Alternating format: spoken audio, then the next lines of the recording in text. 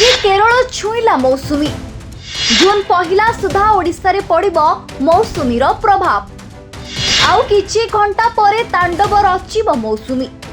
एथर ओडिशा रे हेबो स्वाभाविक ठू अधिक वर्षा आज केरल छुईला मौसुमी एबेठू ओडिशा रे देखागलाणी मौसुमीर प्रभाव पागरे परिवर्तन हेबा सह आकाश रे घोटे आसिलाणी कलाहांडिया मेघ सेपटे उत्तर भारत रे जारी रहिछि प्रचंड ग्रीष्म प्रवाह कलबल करुछि मुंड फटा ताती गुळुगुळी सांगकु दिन रे पारद बढ़िबा फल रे प्रबल गरम अनुभूत हेउछि आउ रातिर तापमात्रा मध्य बढ़ुछि तेबे प्रबल खरा जोगु अनायत परिस्थिति सृष्टि हिलाणी विभिन्न स्थान रे 50 डिग्री पारद टपिलाणी एभली भयावह ताती भितर एक आश्वस्तिकर खबर आज आसीछि तेबे आज केरल छुईछि मौसुमी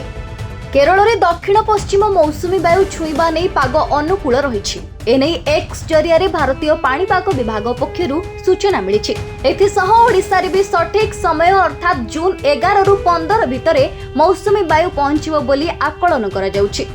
तेबे चलित वर्ष स्वाभाविक ठारू अधिक वर्षा हेबो बोली आकलन करा जाउछि ए वर्ष जून रु सेप्टेम्बर पर्यंत देश रे हाराहारी 106% वर्षा हेबो बोली आकलन करिछि आईएमडी सेपटे आज सकाळु सकाळु जळिलाणी भुवनेश्वर आकाशरू बर्षुछि अग्नि पिंजुळा भोर 5:30 सुधा भुवनेश्वर तापमात्रा 31 डिग्री रेकर्ड करा जायछि तेबे गरम सांगकु गुळुगुळी करूछि कलबल